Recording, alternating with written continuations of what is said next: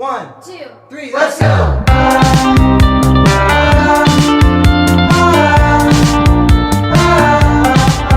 Сайн байна уу? Энэ удаагийн бичлэгээрээ би доор харагдаж байгаа гашгины дагуу усын спортын тухай ярихаар бэлдсэн байна. За, усын спортыг хамгийн эхлээд товчхон танилцуулаад эхлэе. За, усын спорт нь 100 гаруй жилийн түүхтэй дэлхийн хэмжээний том спортод тооцогддог. За, тэгээд дотроо 4 төрөлтэй байдаг.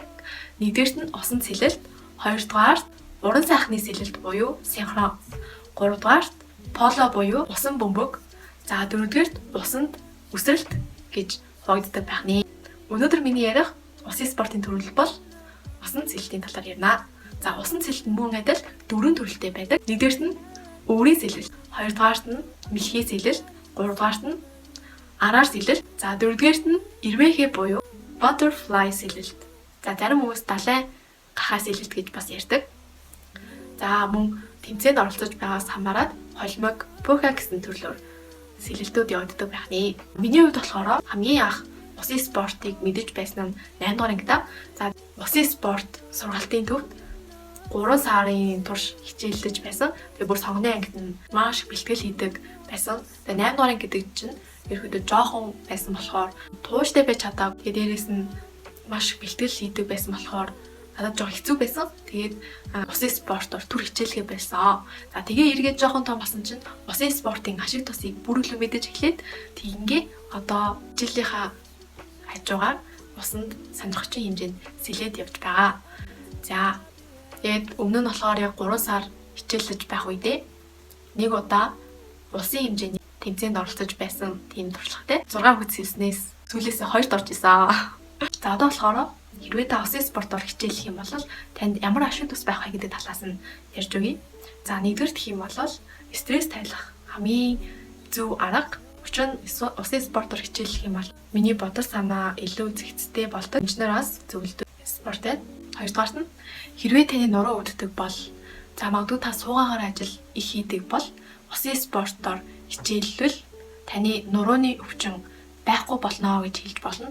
Учир нь усын спорт хичээлэх юм бол нуруунд маш сайн имчилгээ болж өгдөг гэж инженер маш их зөвлөд юм байл. Дээрээс нь уушигны өвчин, астм, бактери гэд зүрх судасны өвчнөд ч гэсэндээ маш тустай. Дээрээс нь маш олон хүмүүс туурахыг хүсдэг, жингээ доктортой хэвэнд нь удаа хатгалахыг хүсдэг. Тийм бол та усын спортоор хичээллээрэй гэж зөвлөмөр. Бусад спортоор хичээлснээс илүү усын спортоор хичээлэх юм бол тэр хэмжээнд өндөр калори шатаадаг юм байлээ. Энэ альбар ч гэсэндээ зөв засагддаг байгаа шүү. Тэгэхээр маш олон ашиг тустай. Би зөвхөн хэдийг нь л дурдсан. Хэрвээ та бассейнд явахаар төлөвлөж байгаа бол усын спортоор хичээлмээр байгаа бол бассейнд явхад юуг анхаарах вэ гэдэг талаас нь товчхон ярьж өгье. За, нэгдүгээр болохоор за хаана явах вэ гэдэг асуудал байгаа. Монгол улсын хувьд сүүлийн жилүүдэд маш олон усын спортын төвүүд бол байгаа. Тэгэхээр та өөрөө амьдарч байгаа газар усын спортын төвүүдийг хайгаад үзвэл шууд гараад ирнэ. Хоёрдугаар нь болохоор хувцас хаанаас авах вэ?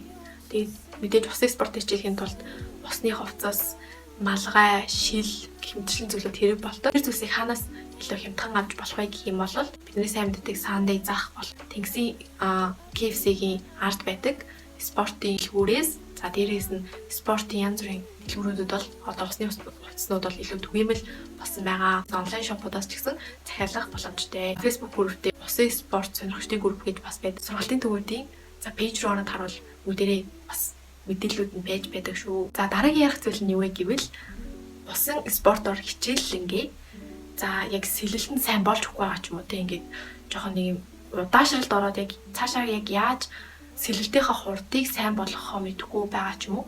За, тиймэрхүү асуудал тулгарх юм бол тэр харагдаж байгаа бичлэгтэй адилхан дасгалыг хийгээд үзээрэй. Тийм бол усын спортоор хичээлсэнтэй адилхан тийм бас үр дүнтэй дасгалууд байгаа шүү.